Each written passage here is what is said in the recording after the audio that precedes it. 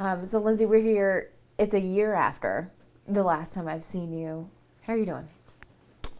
I'm doing better, I want to say. I feel like I've been able to figure out myself more in the past year and been able to focus on myself more. So I feel overall it's just a better stage in my life. And just sitting here with you from last time to this time, you seem more at ease with yourself. You seem just happier. Why is that? You did say you came to terms with it, but kind of walk me through, what have you mentally been going through? This has been, as we've talked before, dragging out essentially for over a year now. The first time was hard in the fact of you didn't know what to expect, and even harder was seeing my brothers after not having communication with them for over a year, and still no communication with that fact, but accepting the fact that right now I just don't think I can't change anything. I have no control of what is going on, so having that understanding has put me at ease and been able to breathe more and be able to be more happier. If your brothers are watching this, which they could be, what would you say to them? That I love them and that I support them no matter what, and no matter what I'll be cheering them on and supporting them. Have you had any type of contact with them at all? Have you seen them around town? Quincy's a pretty small town. When you are back in town, you don't live here. Have you seen them? Has there been anything, or is it just radio silence? Sadly, radio silence, and I haven't even seen them around town. No communication whatsoever, and it's hard. Why do you think that is? Do you think that what has changed since the last time you talked to them? When was the last time you actually had any real communication with your brothers, Logan, Lincoln, and Larson? It was actually right after the arrest. I talked to them on the phone and haven't talked to them since, and I don't know why they haven't communicated with me. I don't know if they blame me for everything, which is not Why sure. do you think they would blame you? I know that there were rumors going around for a while that said that, and it's not true. I'm just as much as a victim in this as they are, and it's just hard. Wish I could remember more. Every day I wish I could remember more about that day, but I've apparently blocked it off with the trauma that came with losing a mother at such a young age. You don't remember anything. Mm-mm.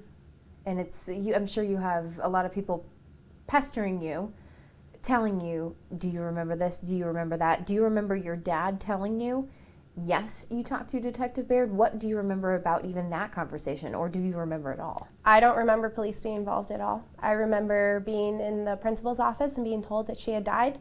I remember coming to my Grammy's house right after and having all my family here, and I remember going back to school. And that's literally all I remember from that time, and the funeral. So your dad took you back to school that same day? I asked to go back because I was very overwhelmed, and my friends were there, and I think at that age, going back would be normal, and it would hinder it. Well, and it's from you were 12 at the time, and I think people need to remember that too. And many people say, okay, Lyndsay was the oldest at the time. She should remember, but do you think trauma, when it plays a part in that, sometimes that's just how your body reacts to it? Mm-hmm. That's trauma blocks things out, and that's obviously what it's done with me. I made myself believe a story for years after years of seeing her and things like that. But when I was really asked to think about it and really asked to dig things up, nothing's there. And yes, I might have painted myself a picture to try to ease it, but no one ever asked me, what do you remember? They asked me in caring, mm-hmm. as in, oh, I'm so sorry, mm-hmm. not what actually happened. Mm-hmm. And when I really sat down and thought about it, mm-hmm. it's a black hole, and it's scary and frustrating. Do you feel like you really have any answers yet, or is it still just you want to know what happened to your mom? I've been asking that since I was 12 years old. No one just dies, and I don't know what happened to her or why. And I'll ask those questions for the rest of my life, because at a young age, a child should never have to lose a parent. It happens, sadly. And even if there are answers, there aren't. And so that's just going through this is reliving it over and over and over again. And it being a decade later, it's just not fair even to my brothers for them to have to relive this all over again when they were so young. And I think probably one of the most impactful moments for me in that trial was after your brother got off the stand. You sobbed and walked out of the courtroom? The first shock was seeing them and having them look so much older and me not being able to watch them grow up. The second part was I felt hatred, and I don't think it's towards me, but I can't protect them. I've grown up protecting them, and for once in my life, I can't do that, and it makes me feel extremely helpless. Let's talk about the trial. It's going to be, from what we're hearing, a completely different trial if the second wife, Erica Gomez, was involved. Did you really have a lot of contact with her? What was your relationship like with Erica? I had no relationship with Erica whatsoever. So I don't know what's going to happen with that. How long was she married to Curtis? I honestly don't even know that answer because I just wasn't around for that. So as far as the next trial goes, do you plan on being there? It depends. If I'm asked to be there, then I'll go. If I don't have to be there, I'm not going to go because it was hard enough the first time. I don't want to put myself into that pain again. I'm going to protect myself. And sitting through, just kind of for the people who don't understand, for you were sitting there essentially watching your whole family implode. 48 Hours was there. Dateline was there. All the stations in town have covered it. Now it's being moved to a completely different county because of the media coverage. Is this just something that you want to distance yourself from? Why some people might say, okay, it's your dad. Why aren't you there for his trial? What do you have to say to those people? It's not my fault. None of this is, and putting myself in the limelight is not fair. I've already had people contacting me who had no idea that this was going on after they've seen the media coverage a year later. And that never gets easy. When they're like, hey, I saw you on TV today. What do you think is going to come out of this? I think that a lot of people say, oh, there's no smoking gun. Your mother was cremated. There's no physical evidence. She can't be exhumed. There's a lot of discrepancies between what certain pathologists think. There's definitely a lot of differences there. What do you think is going to happen out of all of this? Hopefully a verdict either way, so this nightmare can end and my family can figure out where to go from.